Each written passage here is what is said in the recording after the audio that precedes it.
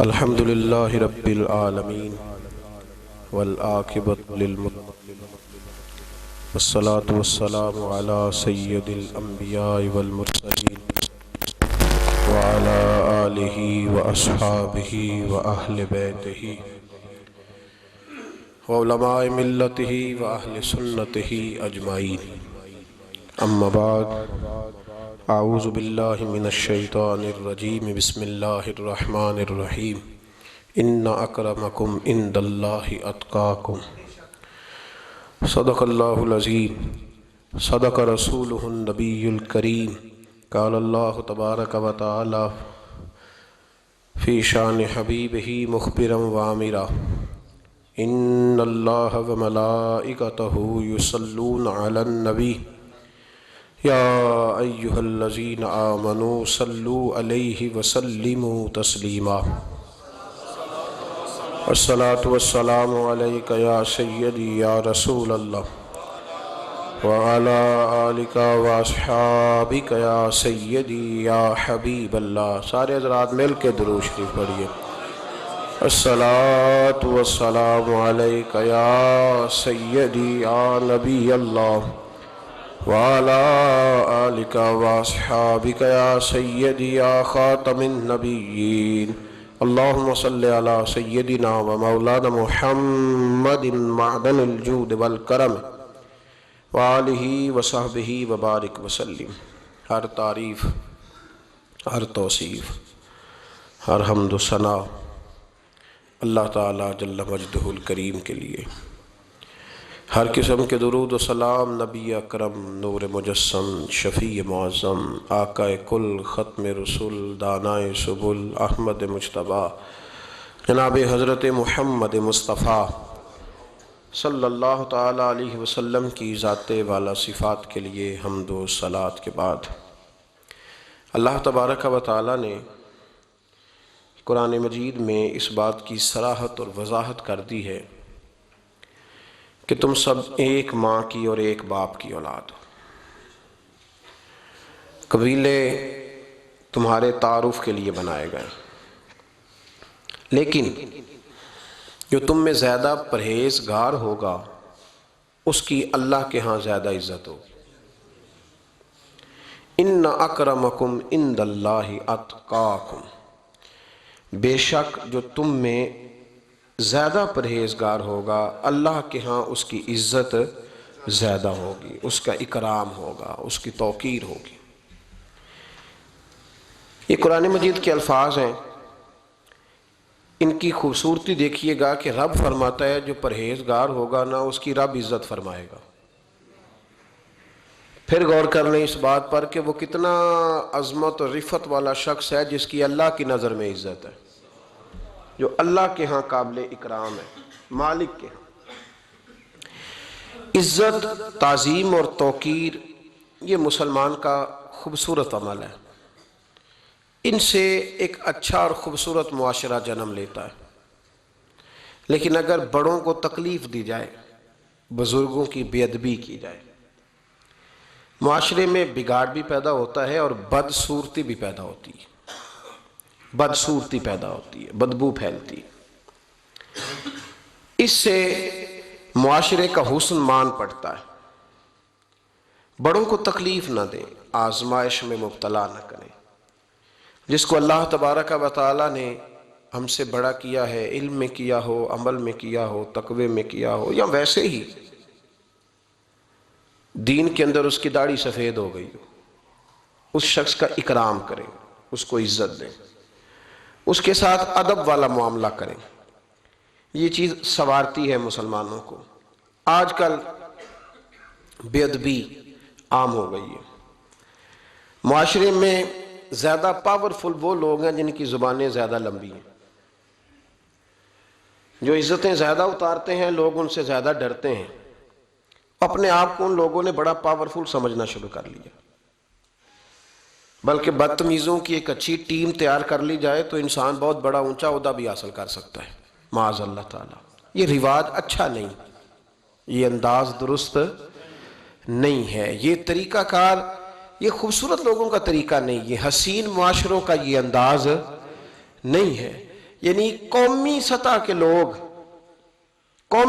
کے لوگ جو دنیا کے اندر کسی ملک کی نمائندگی کریں، وہی اگر ایک پریس کانفرنس اور گھنٹے کے بعد دوسری پریس کانفرنس، فلانے نے کیا وار تو دوسرے نے دیا جواب، تو یہ انداز مہذب قوموں کا نہیں ہوتا، اس سے امیج خراب ہوتا ہے۔ یہی انداز اب ہمارے گھروں میں چلتا ہے۔ کسی کی ایک بات پر جب تک سامنے والا 11 باتیں نہیں کرتا، اتنی دیر تک اس کی روح کو، اس کے دل کو تسلی نہیں ہوتی۔ یہ چیزیں عروج پکڑتی جا رہی ہیں۔ بزرگ تکلیف میں ہیں، بڑے درد میں ہیں۔ میں نے پہلے بھی ایک دفعہ عرض کیا تھا، ایک بزرگ مجھ سے کہنے لگے کہ آپ دعا کریں میرے بیٹوں کو اللہ نرمی عطا کر دے، وہ بولتے نہیں ٹھیک، ان کا لب و لہجہ صحیح نہیں ہے۔ تو میں نے ان سے کہا کہ بزرگوں، جہاں تک میں جانتا ہوں کوئی ایسی بات ہے تو نہیں۔ تو وہ کہنے لگے کہ جس طرح آپ سمجھتے ہیں نا، ہمارے رشتہ دار بھی اور اہل علاقہ سارے یہی سمجھتے ہیں، پر میں تکلیف میں ہوں، میری بیوی تکلیف میں۔ میں نے کہا کہ پھر آپ یہ اتنی زیادہ پردہ پوشی کس بات کی؟ تو وہ کہنے لگے کہ ڈرتا ہوں، اگر لوگوں کے سامنے ہم بات کرتے ہیں تو لوگ کہتے ہیں کہ تم نے تربیت نہیں صحیح کی، اگر میں بات کرتا ہوں تو لوگ مجھ پہ شک کرتے ہیں، کہتے ہیں تو نے رزق نہیں صحیح کھلایا، تو میں درد میں رہتا ہوں، کپڑا اٹھاؤں گا تو میرا اپنا بدن برہنہ ہو جائے گا۔ یار وہ کتنی تکلیف میں ہے باپ جو اپنے سگے بیٹے سے بات نہیں کرتا کہ پتہ نہیں کہاں سے بولے گا، کیا جواب دے گا میری بات کا، یعنی ڈرتا ہے، سہما ہوا رہتا ہے۔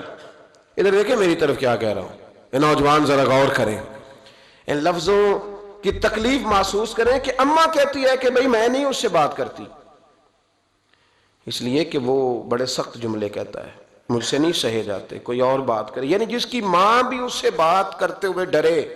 کو نہیں سمجھ آئی آپ کو میری بات کی؟ جس کا والد بھی اس سے بات کرتے ہوئے سہم جائے، اور وہ بندہ کہے کہ میں نے تو MBA کیا ہوا ہے، میں تو معاشرے میں جانا پہچانا جاتا ہوں، اللہ کا شکر ہے جی اللہ نے بڑی عزت دی ہوئی ہے، وہ یہ لفظ کہے تو اسے شرم آنی چاہیے۔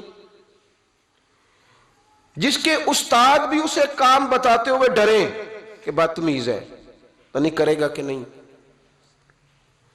اگلے لفظ اس سے بھی خطرناک ہیں، جس کا مرشد بے جھجک جسے کام ہی نہ بتا سکے، اور جس کو کام کہنا ہی چھوڑ دے، جس کے حوالے سے لوگ خاموش ہو جائیں کہ بس مطلب کیا ضرورت ہے، جب اس پہ بات بوجھ بنے گی تو اس شخص کو پھر سوچنا چاہیے نا کہ وہ زندگی کس لیے گزار رہا، اس کا پھر انداز کیا ہے۔ بزرگ جن کی وجہ سے تکلیف میں ہوں، آزمائش میں ہوں، درد میں ہوں، اور یار جو آدمی نیک ہو، رب فرماتا ہے اس کا تو میں حیا کرتا ہوں، اللہ کہتا ہے اس کی تو میں قدر کرتا ہوں، میں اس کی۔ دیکھیں نا میرے نبی کریم صلی اللہ علیہ وسلم نے فرمایا جب سفید داڑھی والا شخص قبر میں جاتا ہے، یہ ترمذی کی حدیث ہے، تو رب کریم فرماتا ہے فرشتوں اسے عذاب نہ دینا، مجھے حیا آتی ہے، یہ سفید بال لے کے آ گیا ہے۔ تو جس کی اللہ حیا کرے اس کی میں نہ کروں، اس کی نوجوان نہ کرے، اس کا سیاح، جس کی اللہ حیا کرے اس کی ہم حیا ہی نہ کریں، ہمارا لب و لہجہ خطرناک اور خوفناک حد تک چلا جائے، ہمیں ڈھب اور سلیقہ ہی نہ ہو، ہم کہیں او گرم خون ہے جی ذرا احتیاط سے بات کرنا، کیا معنی ہوا اس بات کا؟ گرم خون اور ہوتا ہے اور بے ادبی والا خون اور ہوتا ہے، ان دونوں میں فرق ہوتا ہے، اس کو سمجھنا چاہیے۔ باپ کے سامنے بھی اب یہ اس کا ابا بھی سوچ کے بات کرے، اس کے ساتھ اماں بھی سوچ کے بات کرے، اس کا استاد بھی سوچ کے بات کرے گا۔ اسلام ادب والا دین ہے، احترام والا دین ہے، یہ آداب سکھاتا ہے، یہ کہتا ہے کہ تو ادب میں رہے گا تو تو بڑا پیارا لگے گا، تو حسین و جمیل رہے گا۔ نبی پاک صلی اللہ علیہ وسلم نے اس بات سے منع کیا کہ خود نہ چاہت پیدا کرو کہ لوگ میرے لیے اٹھ کے کھڑے ہوں، چاہت نہ پیدا کرو۔ فرمایا جس کی یہ چاہت بن جائے کہ لوگ میرے لیے اٹھیں، میرا استقبال کریں، وہ تو جہنمی ہے، چاہت نہ پیدا کرو۔ یہ اس کو کہا جو بڑا ہے، یہ اس کا سٹیٹس ہے۔ کئی دفعہ بوڑھوں کا بھی خیال ہوتا ہے نا کہ اب فلانے نے مجھے جگہ ہی نہیں دی، تو وہ نہ یہ ماحول بنائے، میری بات کی سمجھ آ رہی ہے آپ حضرات؟ وہ نہ یہ ذوق پیدا کرے کہ میرے لیے جو ہے وہ ہمیشہ اعزاز میں لوگ رہیں، نہیں کوئی ادب کرتا تو اللہ جانے اور وہ جانے، یہ بھیک نہ مانگے، یہ روب ڈال کے ادب نہ حاصل کرے، وہ تو جہنمی ہے جو یہ کہے۔ لیکن نوجوانوں کی جو تربیت ہے آج وہ عنوان ہے، اس پر بات کر رہا ہوں۔ حضرت سعد بن معاذ رضی اللہ تعالیٰ عنہ نبی پاک صلی اللہ علیہ وسلم کے پاس آئے تو ان کے قبیلے کے کچھ نوجوان بھی وہاں بیٹھے تھے۔ حضرت سعد بن معاذ ان میں سے بوڑھے تھے، بزرگ تھے، اور جب وہ آئے تو وہ نوجوان بیٹھے رہے۔ نبی کریم صلی اللہ تعالیٰ علیہ وآلہ وسلم نے پہلے ان نوجوانوں کو دیکھا، جناب ساتھ کچھ دیر رہے اور چلے گئے، تو اللہ کے رسول علیہ السلام نے فرمایا تمہارے قبیلے کا بڑا تھا، تم نے اٹھ کے استقبال ہی نہیں کیا، تم نے توجہ ہی نہیں کی، تم نے اعزاز ہی نہیں دیا، تم نے یہ خیال نہیں کیا کہ ایک بڑا آیا ہے، تم نے اس کو تکلیف دی۔ اعزاز اکرام، بھائی کیا حرج ہوتا ہے تھوڑا سا اگر کسی بزرگ کو جگہ آگے دے دی جائے؟ اس میں کیا فرق پڑتا ہے کہ اگر آپ کسی لائن میں لگے ہوئے ہیں تو کسی بوڑھے کو کہیں کہ جناب بابا جی آپ آ جائیں۔ اور میرے بھائی کون سا وجود کا کوئی حصہ ٹوٹ جاتا ہے اگر کسی ضعیف کو، کسی بوڑھے کو یہ کہا جائے کہ آپ لائن سے نکل جائیں اور یہ بل مجھے دے دے میں جمع کرا دیتا ہوں؟ کیا تکلیف ہوتی ہے؟ ہمارے ہاں تو بوڑھوں کی چارپائیاں گھر میں اب علیحدہ رہتی ہیں، الگ رہتی ہیں۔ بیٹا اے سی والے کمرے سے نکلتا ہے اور وضاحت دیتا ہے ہر آنے جانے والوں کو کہ ابا جی کی ہڈیاں درد کرتی ہیں، لہذا وہ اے سی والے کمرے میں رہنا پسند نہیں کرتے۔ تو میں تو کہتا ہوں کہ یہ وضاحت آپ کو کیوں دینی پڑی؟ یہ بات تو ابا جی کو کرنی چاہیے تھی۔ یہ وضاحت جو آپ نے دی ہے یہ تو ابا جی کے دینے والی وضاحت تھی، آپ نے کیوں دی؟ ابا جی کے لیے اس طرح کا کمرہ ہے گھر میں جس طرح کا سٹور ہوتا ہے نا پرانے کپڑے رکھنے والا، وہ کمرہ ہے۔ حدیث سنانے لگا ہوں، اللہ کرے آپ کو یاد رہ جائے، اللہ کرے آپ کو یاد رہے۔ مشکات کی حدیث ہے، بڑے خوبصورت لفظ ہیں۔ میرے نبی کریم علیہ الصلوۃ والسلام نے فرمایا رب جو تمہیں روزی دیتا ہے نا یہ تمہارے ضعیفوں کی برکت سے دیتا ہے۔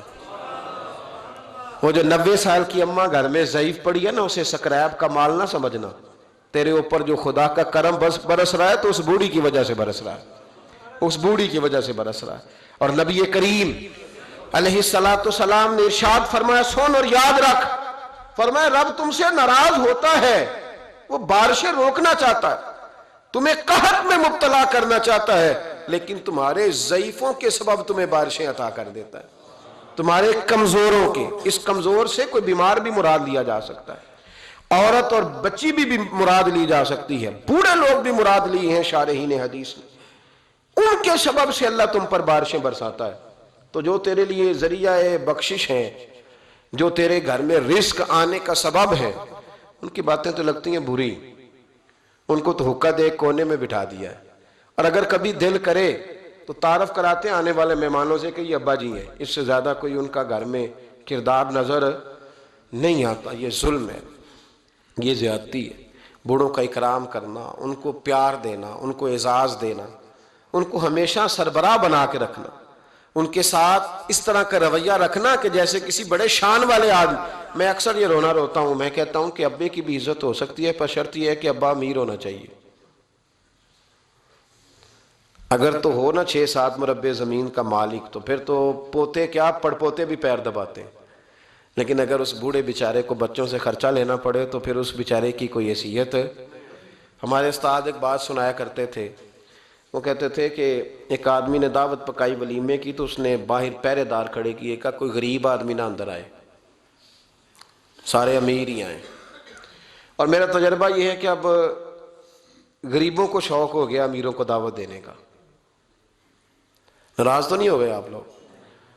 یہ میں تجربے کی بات کر رہا ہوں۔ کبھی کسی غریب کے فنکشن میں جانے کا اتفاق ہوتا ہے نا تو مجھے یوں لگتا ہے کہ اس کا دل تھا کہ غریب کوئی بھی نہ آئے، غریب کو دعوت دینا پسند ہے، تو امیر تو پہلے نہیں اسے بلاتا تو پھر بلائے گا کون؟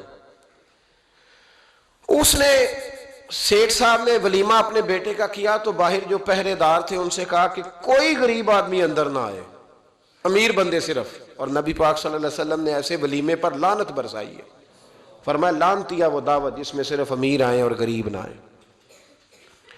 اس نے کہا بھی صرف نہ امیر لوگ آئیں، تو ایک بندہ تھا بڑا امیر لیکن بیچارہ نہ کہیں کام کاج سے اٹھ کے ہی آ گیا، تو کپڑوں کو اسی طرح مٹی وٹی لگی ہوئی، تو دیر ہو رہی تھی، گھر جاتا چینج کرنے تو لیٹ ہو جاتا، تو ایسے ہی آ گیا۔ جب وہ آیا تو پہرے دار کھڑا تو اس نے کہا دوڑ جا، تیرا کوئی مطلب نہیں ہے یہاں۔ اس نے کہا یار میں سیٹھ آدمی ہوں، بدلا کپڑے نہیں بدلے۔ اس نے کہا سیٹھ ہوتا تو تیرے کپڑوں سے پتہ نہ چلتا؟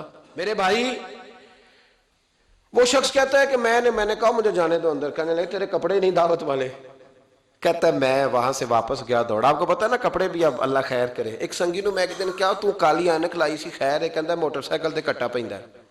کوئی دنوں تو بعد کار وچ بھی لا کے بیٹھا سی. میں کہ ہن اینوں میں کی پوچھاں, ہن تے بہتر ہے اینوں چٹی سوٹی بھی نال دیاں. بھئی کیا اس سے انسان کا قد بڑھتا ہے؟ وہ ہے بات کرنے والی. جہاز میں اس دفعہ میں واپس آ رہا تھا تو جہاز میں ایک نوجوان کالی اینک لگا کے پھر رہا.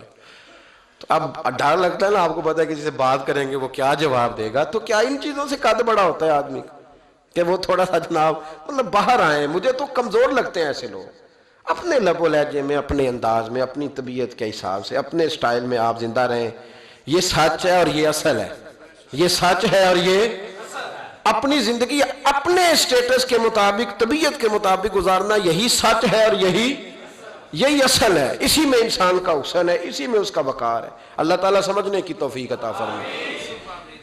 تو وہ بندہ واپس گیا بیچارہ, کپڑے بدل کے آیا. اس نے بھی کہا کہ جانا میں نے بھی ضرور ہے, پر تنگ بڑا آیا. گھر گیا, مایا شایا والے کپڑے پہنے, سمجھ لے کالی اینک بھی لگا ہی لی. آیا تیار شیار ہو کے, کوٹ شوٹ پہن کے, ٹائی شائی کے ساتھ. جب واپس آیا تو وہ جو جس نے کہا تھا نا داخل نہیں ہونے دینا, اس نے خود دروازہ کھولا. وہ بندہ سیدھا سٹیج پہ چلا گیا اور لوگ کھا رہے تھے پلیٹوں میں سالن. اس نے پورا ڈونگا ہی لے لیا اور وہ لے کے نا سامنے رکھا, اور ایک کونے سے اپنا کرتا پکڑ کے اس میں ڈبویا, پھر دوسرے سے پکڑ کے اس میں ڈبویا, پھر پیچھے سے پکڑ کے. لوگ کہنے لگے پاگل ہو گیا. کہنے لگا نہیں, میری تو دعوت نہیں, دعوت تو کپڑوں کی ہے, میری کہاں دعوت ہے. اس لیے کہ میں تو آیا تھا, مجھے تو داخل ہی نہیں ہونے دیا. یہ تو دعوت ہے میرے کو. نہیں سمجھ آئی آپ کو میری بات؟ بھئی وہ بھی کوئی انسان ہے جو کسی کے صرف کپڑوں کا حیا کرے. ٹھیک ہے, انسان کا لباس اس کی شخصیت کا آئینہ دار ہوتا ہے, کپڑے اچھے پہننے چاہیے. نبی پاک صلی اللہ علیہ وسلم نے فرمایا تیرے پاس اگر نعمت ہے تو چھپا نہ, اس کا اثر تیرے اوپر نظر. لیکن آپ کسی کو کپڑوں سے جج کریں گے, گاڑی سے جج کریں گے, یہ معیار نہیں ہے. والد کو, استاد کو, مرشد کو کیا اس لیے جج کیا جائے گا کہ اب وہ مالدار ہوگا تو حیا کریں گے؟ اور بھائی ماں اگر کسی کھیت میں بیٹھ کے اپلے بھی تھاپ رہی ہو نا, اور وقت کا شیخ الحدیث کسی بہت بڑی مسجد میں بیٹھ کے حدیث بھی پڑھا رہا ہو, اماں وہاں اپلے تھاپ رہی ہے, تو اس محدث وقت کی بھی جنت اسی ماں کے قدموں کے نیچے, وہیں سے اسے جنت ملے گی. یہ نہیں ہو سکتا کہ وہ کہے جنت کہیں اور سے مل جائے گی. بے شک وہ بیچاری اپلے تھاپ رہی ہے, گوبر کے ساتھ کام کر رہی ہے. میری بات کی سمجھ آ رہی ہے؟ بزرگوں کا اکرام کریں, احترام کریں, ان کو ادب دینا سیکھیں, ان کے ساتھ لحاظ والا رویہ اختیار کریں. نبی کریم علیہ السلام کے صحابی حضرت ابو ہریرہ رضی اللہ تعالیٰ عنہ فرماتے ہیں کہ حضور سید عالم علیہ السلام کے پاس میں بیٹھا تھا تو چند نوجوان حضور کے پاس بیٹھے تھے. جہاں ہم بیٹھے تھے وہاں جگہ کچھ تنگ تھی. ایک بزرگ آ گئے سفید داڑھی والے, انہوں نے سلام لی. نبی پاک علیہ السلام نے سلام کا جواب دیا تو حضور نے نوجوانوں پہ 2-3 دفعہ نظر ڈالی. وہ بیٹھے رہے, ان کو جگہ نہیں دی, تھوڑے سمٹے نہیں. تو کہتے ہیں رسول پاک علیہ السلام نے بات کی تو میں کانپنے لگا. اللہ کے حبیب نے فرمایا من لم یرحم صغیرنا وَلَمْ يُعَقِّرْ كَبِيرَنَا فَلَيْسَ مِنَّا. فرمایا جس کو چھوٹے پہ شفقت نہیں کرنی آتی اور جس کو بڑے کی عزت نہیں کرنی آتی, اس کا تو ہم سے تعلق ہی کوئی نہیں. فَلَيْسَ مِنَّا, وہ ہم میں سے. فرمایا وہ آئے تم نے جگہ ہی نہیں دی, سفید داڑھی والے شخص کا اکرام نہیں کیا, اس کو تم نے جگہ ہی نہیں دی.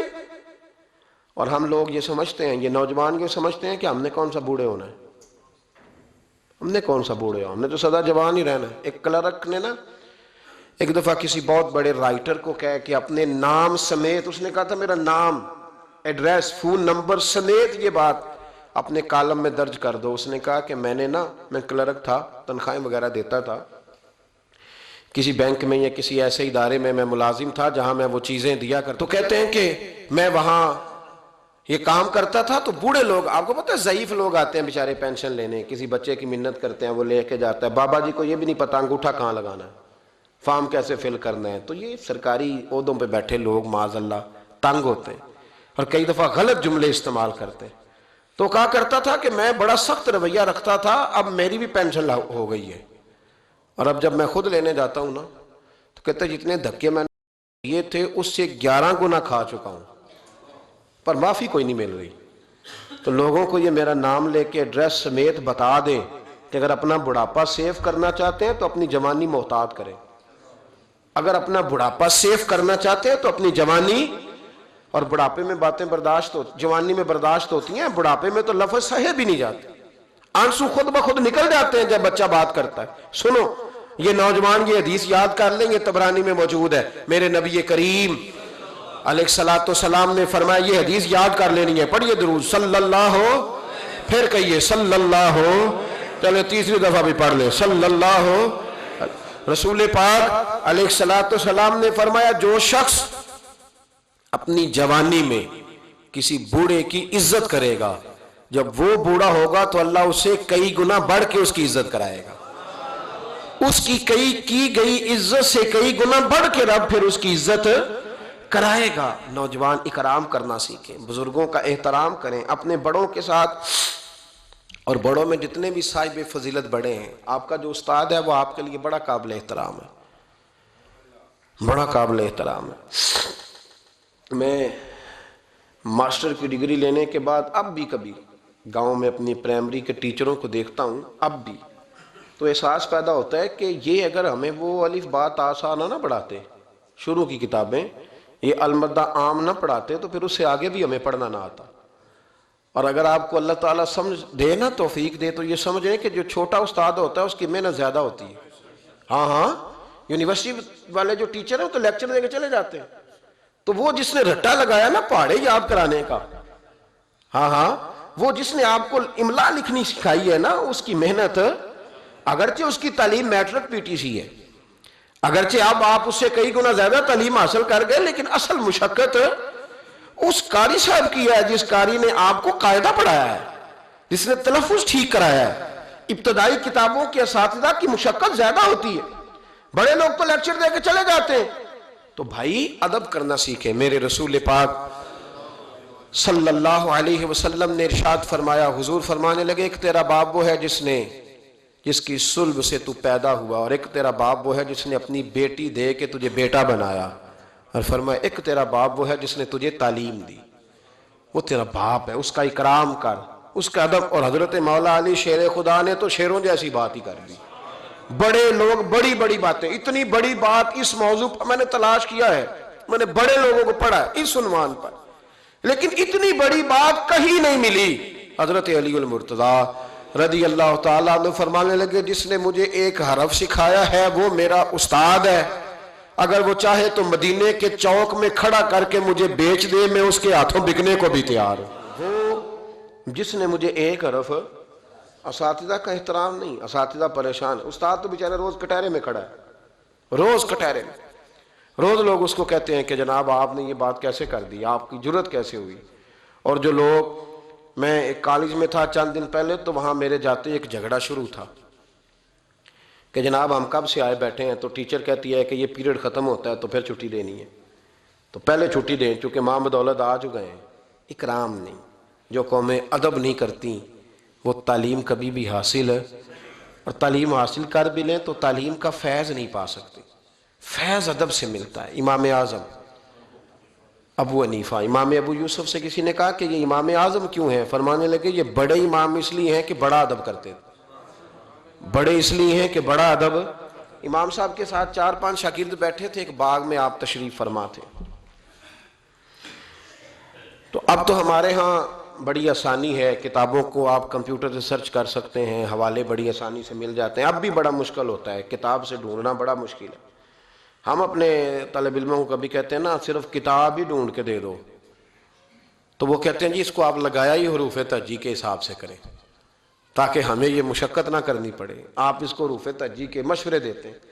کوئی کہتا ہے جی آپ فن کے لحاظ سے کتاب میں حدیث علیحدہ رکھا کریں، تفسیر علیحدہ رکھا کریں تاکہ ہمیں کوئی مطلب حرکت نہ کرنی پڑے. مشورے دیتے ہیں، چلو اچھے بچے بھی ہوتے ہیں، سارا کچھ ساتھ ساتھ ہی ہے. تخریج کا کام کرنا بڑا مشکل ہے آج بھی. جب آپ نے صحیح مطالعہ کرنا ہو تو پھر موبائل شبائل بند کر کے ہی ہوتا ہے. جب آپ نے کسی چیز پہ ریسرچ کرنی ہے، اس کو ہر لحاظ سے اور ہر زاویے سے آپ پڑھنا چاہتے ہیں، پھر یہ مشقت والا کام. اس زمانے میں زیادہ مشقت ہوتی تھی، گرمی بڑی سخت تھی، تو امام اعظم رحمۃ اللہ علیہ نے 2-3 شاگرد منگا لیے. اب بڑی ساری سہولیات ہیں، جب ہم کوئی صفحہ 2-3 صفحے محفوظ کرنا چاہتے ہیں تو اس کا طریقہ ہم یہ رکھتے ہیں کہ ہم ہمارے پاس پنیں ہوتی ہیں، پن لگا لی، اتنے صفحے سائڈ پہ کر لیے، پھر کئی بہت ساری آسانیاں ہیں۔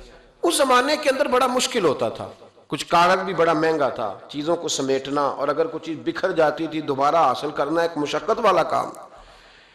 تو امام صاحب رحمۃ اللہ علیہ باغ میں بیٹھے تھے، کچھ حدیثوں پر کام ہو رہا تھا، ان کی جو روایات تھیں اس کے راوی جو تھے وہ مرتب کیے جا رہے تھے، چیزوں پر فقہ کے اصول بنائے جا رہے تھے، شاید 2 4 5 شاگرد بھی بیٹھے تھے، باغ کے ساتھ کچھ بچے کھیل رہے تھے، تو گیند گری ایک بچے کی۔ تو آپ کو پتہ ہے کہ ایک بچے کی ویسے ڈیوٹی لگائی جاتی ہے گیند ہی پکڑنے کی، کھڑا کرتے ہیں نا جی پیچھے اس کو کہ تو نے صرف گیند ہی پکڑنی ہے۔ مجھے چونکہ دلچسپی نہیں میچ سے، لہذا مجھے زیادہ نام وام نہیں آتے کہ اس کو کیا کہتے ہیں، تو اس کو کھڑا کیا تھا انہوں نے پیچھے۔ وہ گیند اچانک آ گئی نا جب باغ میں، تو بچہ دوڑا آیا، 12 14 سال کا بچہ، جب وہ آیا نا باغ میں تو امام صاحب نے آؤ دیکھا نہ تاؤ دیکھا، امام صاحب جھٹ سے اٹھ کے کھڑے ہو گئے، اور جب کھڑے ہوئے تو وہ کاغذ جو تھے وہ سارے بکھر گئے۔ اب امام صاحب کھڑے ہوئے تو شاگردوں کو بھی کھڑا ہونا تھا، وہ بھی سارے کھڑے ہو گئے، ان کا بھی سارا سامان بکھر گیا، ٹوٹ گیا، دائیں بائیں چیزیں ہو گئیں، بچہ چلا گیا، امام صاحب بیٹھ گئے، شاگرد بڑے ادب والے تھے، انہوں نے پوچھا بھی نہیں کیا معاملہ ہے۔ اب نئے سرے سے ساری ترتیب دوبارہ سے لگائی گئی، تھوڑی دیر گزری تو بچہ پھر باغ میں آ گیا، امام صاحب پھر اٹھ کے کھڑے ہو گئے، پھر ساری چیزیں بکھر گئی، تیسری دفعہ وہ پھر آ گیا، اب پتہ نہیں وہ کتنی دفعہ آئے گا، بار بار شاگردوں کو بھی اٹھنا پڑتا، وہ کاغذات سارے بکھر جاتے۔ بالآخر ایک شاگرد بول پڑے، کہنے لگے حضور یہ تو بچہ ہے، یہ 100 دفعہ آئے گا۔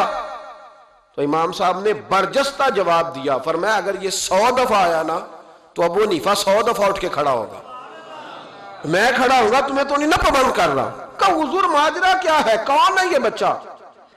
تو امام صاحب فرمانے لگے یہ میرے استاد کا پوتا ہے، یہ میرے شیخ کا پوتا ہے، میرے مرشد کا پوتا ہے، اصلہ نال جے نیکی کریے تے نسلہ تاک نہیں پول دے، ہاں بے اصلہ نال نیکی کریے تے پھل کنڈیاں نال تول دے، یہ میرے حضرت کا پوتا ہے، اس گھر سے میں نے فیض لیا ہے۔ فرمایا میں نے نمک کھایا ہے، یہ کیسے ہو سکتا ہے کہ یہ آئے اور میں اٹھ کے کھڑا نہ ہوں، یہ 1000 دفعہ بھی آئے تو میں کھڑا ہوں گا۔ تو امام ابو یوسف فرماتے تھے اس دن مجھے سمجھ آئی کہ یہ جو امام صرف امام نہیں، امام اعظم ہے نا، یہ بڑے اس لیے ہیں کہ انہوں نے ادب بڑے بڑے کیے ہیں، انہوں نے اکرام بڑے بڑے کیے۔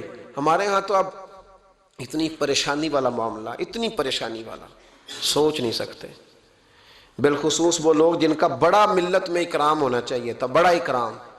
مجھے صحیح بتائیں کہ ایک مستند قرآن و سنت جاننے والا عالم کسی ولیمے میں جائے اور ساتھ ہی ایم این اے جائے تو قدر کس کی زیادہ ہو رہی ہوتی ہے، ہونی کس کی چاہیے؟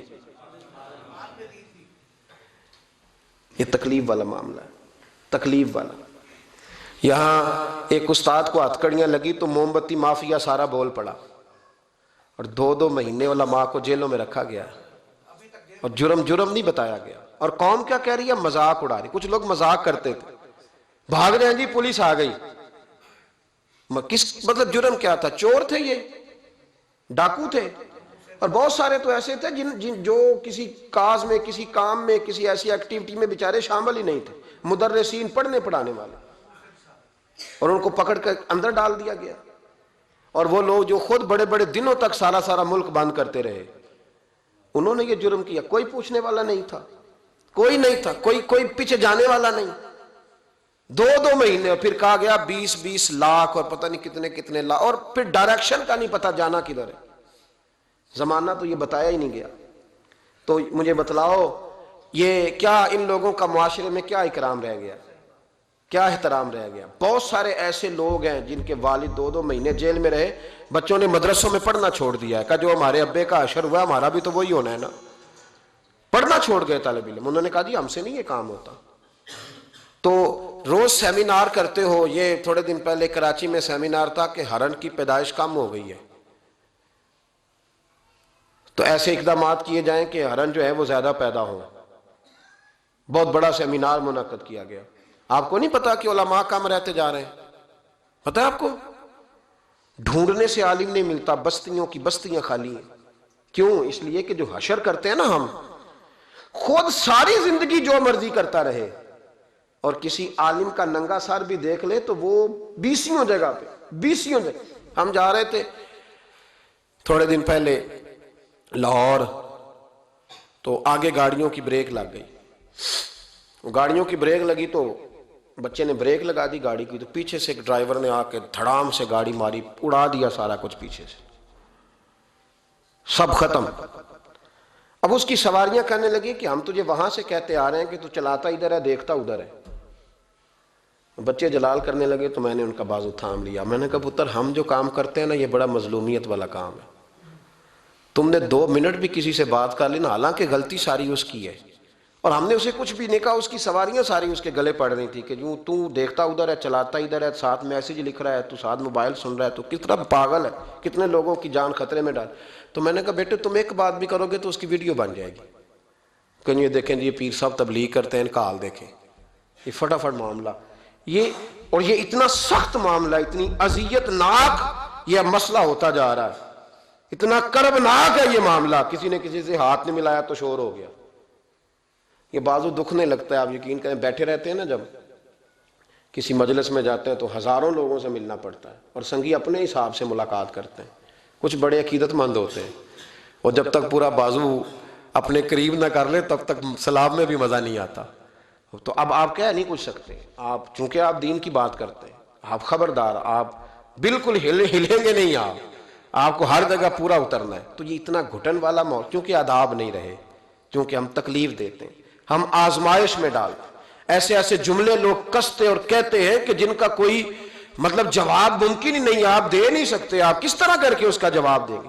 کسی نے فون کیا اور کوئی سخت بات کہہ دی تو آپ نہیں جواب دے سکتے، پتہ نہیں وہاں ریکارڈنگ نہ چل رہی ہو اور وہ اپنی بات پتہ نہیں ریکارڈ کرے نہیں کرے گا۔ یہ تکلیف ہے، کبھی بھی اپنے بزرگوں کو تکلیف، کبھی بھی تکلیف نہ دیں، کبھی بھی اذیت میں مبتلا نہ کریں، آزمائش میں نہ ڈالیں کبھی بھی۔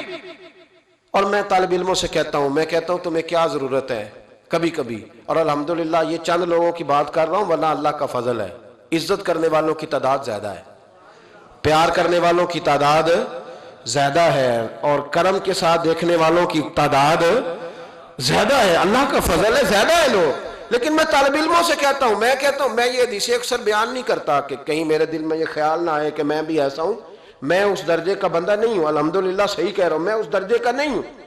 پر یار کتنی شاندار بات ہے، کتنی بڑی علامہ اسماعیل حقی نے روایت لکھی ہے، میرے نبی کریم رسول رحمت صلی اللہ علیہ وسلم آقا دو عالم علیہ السلام نے فرمایا، حضور نے نہیں فرمایا کہ پیر میرا وارث ہے، نبی پاک نے یہ نہیں فرمایا کہ جو ساری زندگی رزق حلال کھائے وہ میرا وارث ہے، یہ نہیں فرمایا کہ 40 سال عشاء کے وضو سے فجر پڑے تو اب میرا سجادہ نشین ہو گیا، نہ، نبی پاک نے فرمایا یہ جو عالم ہے نا یہ میرے وارث ہے، یہ دین کے عالم میرے، اور کیا حسن ہے لفظوں کا، کیا وقار ہے۔ یقین کریں جب یہ حدیثیں پڑھتے ہیں نا تو روح پرواز کرتی ہے، اور دل کرتا ہے کہ وجب اگر آ سکتا ہے تو اس بات پہ آ سکتا ہے۔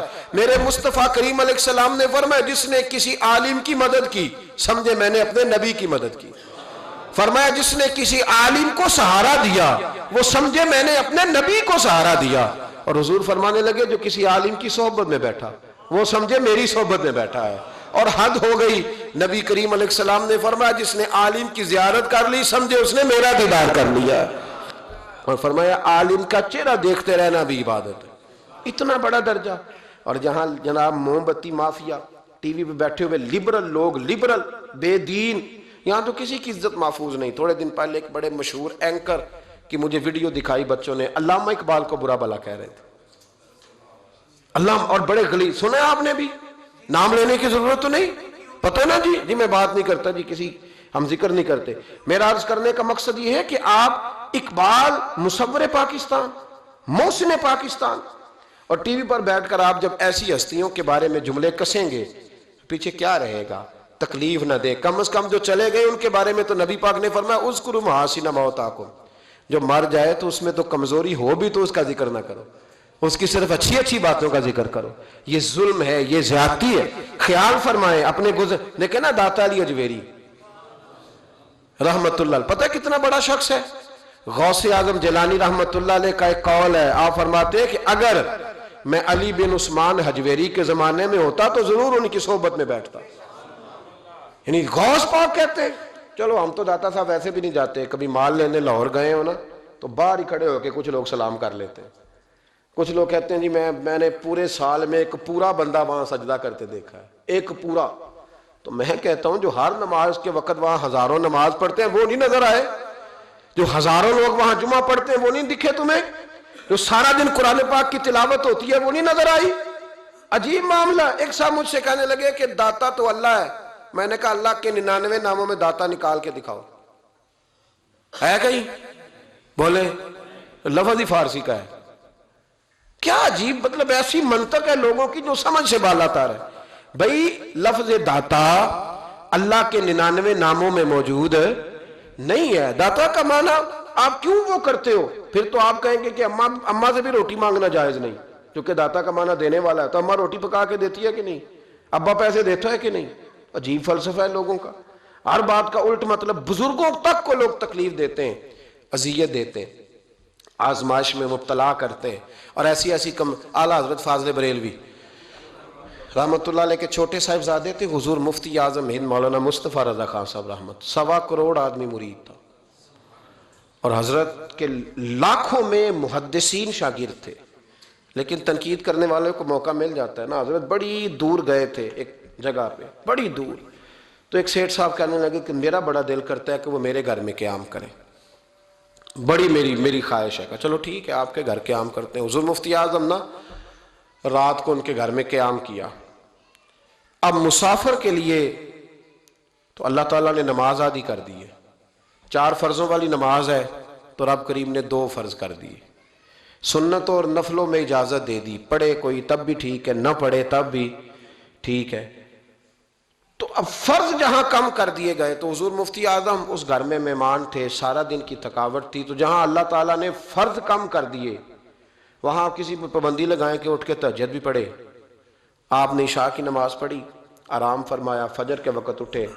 اس شخص نے بڑی مشکل سے فجر کے بعد ناشتہ دیا اور سویرے شور کرنے لگا اتنے بڑے پیر ہیں, تہجد تو پڑھی کوئی نہیں. لوگوں نے اس کو کہا یار تو اس بات کی پابندی لگا رہا ہے جس کی اللہ رسول نہیں لگاتے.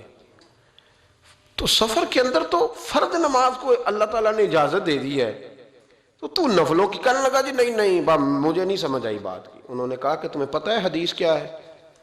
کہ جس نے, اللہ فرماتا ہے جس نے میرے ولی سے دشمنی کی میرا اس کے خلاف اعلان جنگ ہے. یہ بخاری مسلم کی مستند ترین حدیث ہے. صرف جنگ نہیں, اعلان جنگ ہے. اعلان 2 ہی تو جرم ہے جن پہ اللہ زیادہ ناراض ہے. ایک کا سود نہ چھوڑا تم نے تو میں جنگ کروں گا, اور ایک کا میرے ولی سے دشمنی کی تو میں تمہارے خلاف اعلان. اس حدیث کی ایک حرف بھی کمزور نہیں, سند بھی کمزور نہیں, متن اتنی تگڑی حدیث. حضرت معاذ ابن جبل رضی اللہ تعالیٰ عنہ نبی پاک صلی اللہ علیہ وسلم کے روزے پر بیٹھ کے رو رہے تھے. یہ ابو داؤد شریف کی حدیث ہے. حضرت عمر آگے کا روتے کیوں ہو؟ فرمانے لگے مجھے 2 حدیثوں نے پریشان کر دیا ہے. ایک تو نبی پاک نے فرمایا چھوٹی سی ریاکاری بھی شرک ہے, اگرچہ شرک اصغر ہے پر انسان سے غلطی ہو ہی جاتی ہے.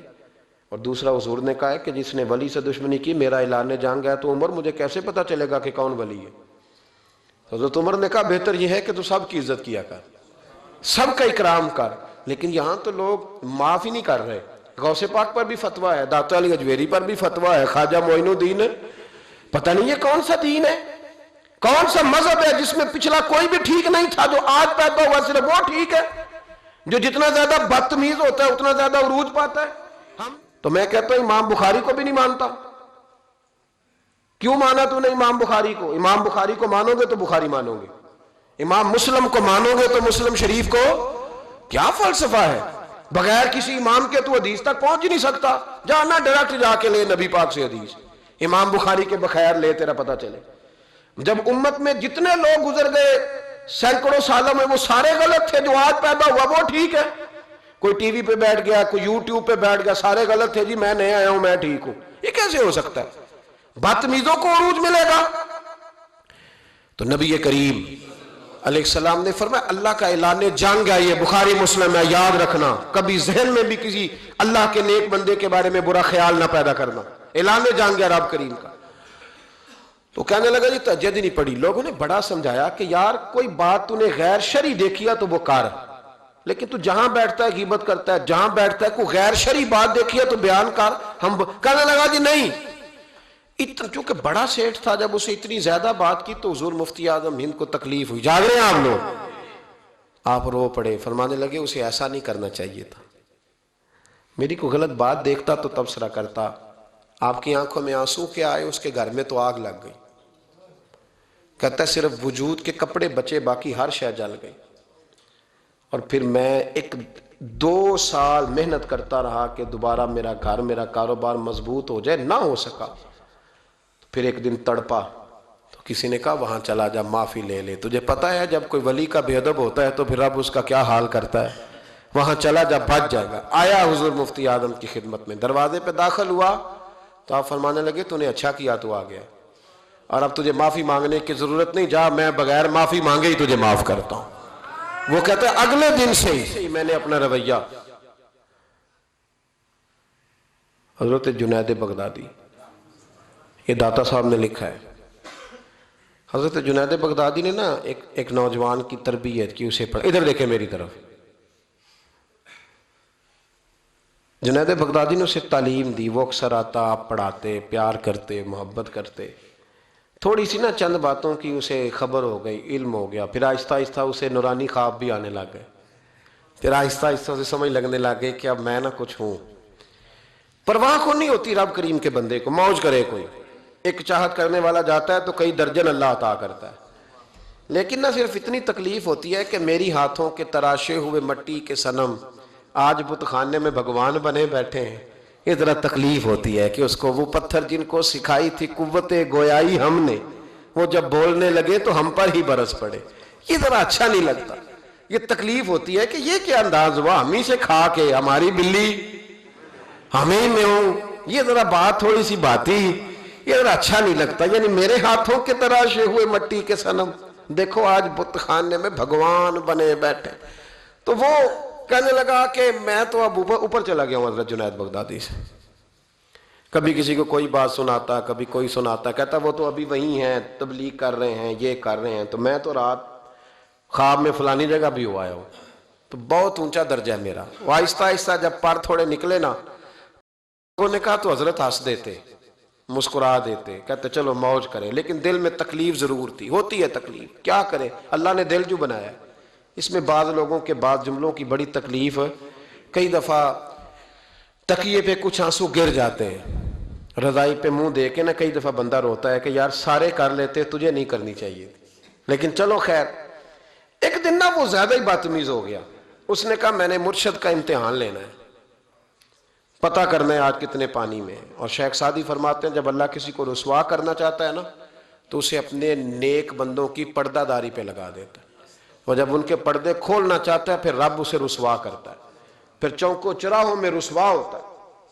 آ گیا حضرت جنید بغدادی کے پاس دل میں سوال لے کے، آج میں نے امتحان لینا ہے. تو کہنے لگا حضور میں کچھ پوچھنے آیا ہوں. تو آپ فرمانے لگے جو تو جلال آ گیا نا، پہلے تو دور دور باتیں کرتا تھا، آج اس نے سامنے کر دی تو کام خراب ہو.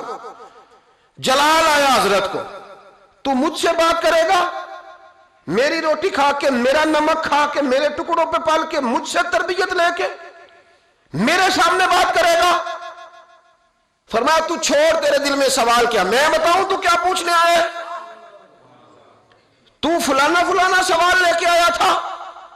کہنے لگا حضور ہاں. فرمایا بتا، جواب لفظوں میں لینا ہے کہ معنوں میں لینا ہے. چونکہ حضرت جلال میں تھے تو کچھ نہ بول سکا. فرمانے لگے چل میں تجھے دونوں میں ہی دیتا ہوں، چل میں تجھے دونوں میں دیتا ہوں، لفظوں میں بھی دیتا ہوں، معنوں میں بھی دیتا ہوں. معنی بھی دونوں میں لے تو جواب. پھر حضرت جنید داتا صاحب نے لکھا، حضرت جنید بغدادی فرمانے لگے لفظوں میں جواب یہ ہے کہ تجھے شرم نہیں آئی، کاش تو میرا امتحان لینے سے پہلے اپنا امتحان لے لیتا. تو دیکھتا کہ تیری 40 سال کی زندگی کہاں گزری ہے، تو دیکھتا کہ تو کہاں کہاں کیا کیا کرتا رہا. میرا یہ تو جواب ہے تیرا لفظوں میں، اور معنوں میں جواب یہ ہے کہ جا میں نے تجھ سے تیری ولایت چھین لی ہے، جا میں نے تیرا نور چھین لیا ہے، تو رب کے بندوں کو ستانے آیا ہے، جا اب میں نے تجھ سے سارا کچھ واپس لے لیا. یہ لفظ جب حضرت کی زبان سے نکلے تو اس کا منہ کالا سیاہ ہو گیا، منہ سے پانی کی رطوبتیں نکلنے لگی، وجود کانپنے لگا، پیروں میں گرا. آپ فرمانے لگے اٹھ کے چلا جا، اب معافی اسی وقت ملے گی جب رب تجھے معاف کرے گا. تو بھاگ جا. چھوٹی بات ہے اللہ کے ولی کے بارے میں گفتگو کرنا اور لمبی لمبی زبان کھول کے کرنا اور صبح اور شاموں میں کرنا, اتنے اتنے سخت جملے کہہ دینا. او بھائی, ایم ایل اے کے دوست کے بارے میں تو بات نہیں کر سکتا, تو منسٹر کے یار کے بارے میں بات نہیں کر سکتا, تیری جرت نہیں ہوتی. تو آر پی او اور اسسٹنٹ کمشنر کے یار کے بارے میں بات نہیں کر سکتا, تو بتا تو نے اللہ کے دوست کے بارے میں بات کیسے کر لی, رب کے دوست کے بارے میں. وقت میرا ختم ہو گیا, پر ایک بات سنانی بڑی ضروری ہے. حضرت مرزا مظہر جانا رحمت اللہ علیہ فرماتے ہیں, دلی میں ایک درویش تازی تازی بارش ہوئی تھی تو لکڑی کے جوتے پہنے کھڑاؤں میں اللہ اللہ کرتا گزر رہا. ایک طوائف اور اس کا تماش بین یار سیڑھیوں سے نیچے اتر کے نا, چھت سے نیچے اتر کے سیڑھیوں میں بیٹھے, تو بابا لکڑی کے جوتے پہنے چیکڑ تھا, موج میں جا رہا. اس طوائف کے کپڑوں پہ تھوڑا سا کیچڑ پڑ گیا تو اس کا یار اٹھ کے آیا, اس نے ایک تھپڑ مارا بزرگ کے منہ پہ, کہنے لگا دیکھ کے نہیں چلا جاتا. بابا جی کہنے لگے بیٹے اللہ تیرا بھلا کرے, واقعی بوڑھا ہو گیا, اب صحیح نظر نہیں آتا, غلطی ہو گئی. تھوڑا سا آگے گئے تو ٹھنڈ کا موسم تھا, ایک حلوائی دودھ گرم کر رہا تھا. اس نے بابا جی کو آتے دیکھا تو بھاگ کے گیا, بازو سے پکڑا, پھٹے پہ بٹھایا, گرم گرم دودھ کا پیالہ دیا. بابا جی نے بسم اللہ شریف پڑھ کے دودھ پیا, پورا پیالہ پی کے کہنے لگے یا اللہ تو کتنا بے نیاز ہے, کہیں دودھ پلاتا ہے کہیں تھپڑ مرواتا ہے, نہ میں اسے جانتا ہوں نہ اسے جانتا ہوں, اس نے تھپڑ مار دیا, اس نے دودھ پلا دیا. بابا جی وہیں بیٹھے تھے تو پیچھے سے لوگ دوڑے آ کر, نے آ کے کہا بابا اللہ کے ولی بد دعا تو نہیں دیتے.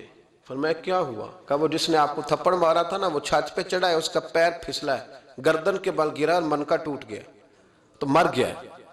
بابا جی کہنے لگے اللہ کی قسم میں نے کوئی بد دعا نہیں دی. کہا نہیں آپ نے دی ہے. فرمایا نہیں دی. اس نے کہا دی ہے. تو بابا جی کہنے لگے پھر اصل بات سنا دوں. کہا سناؤ. فرمانے لگے اصل بات یہ ہے کہ میرے پیروں سے مٹی اڑی, اس کے یار کے کپڑوں پہ پڑی, اسے برا لگا تو اس نے مجھے مارا, جب اس نے مجھے مارا تو پھر میرے یار کو برا لگا, پھر میرے یار کو برا لگا, اس نے اسے مار دیا, میں نے تو لفظ بھی ادا نہیں کیے. لیکن کوئی اللہ کے ولیوں کو لاوارث نہ سمجھے, اس لیے کہ جب رب کریم کے ولی کے دل کو تکلیف ہوتی ہے تو پھر عرش کا مالک بدلے لیتا ہے. پھر اللہ کہتا ہے میرا اعلان جنگ ہے, پھر تو تیاری کر, پھر میں تجھے بتاؤں گا کہ ساری دولتیں سارا کچھ تیرے گھر میں, پر رات کی نیند نہیں تیرے پاس. پھر ہر سہولت ہوگی پر روح کا سکون. تھوڑا سوچ کے بولیں, تھوڑا احتیاط سے بولیں, تھوڑا تول کے بولیں, کہیں ایسا نہ ہو کہ ایک فکرہ کسی اللہ کے بندے کی بے ادبی کا سبب بنے. اللہ سمجھنے کی توفیق عطا فرمائے.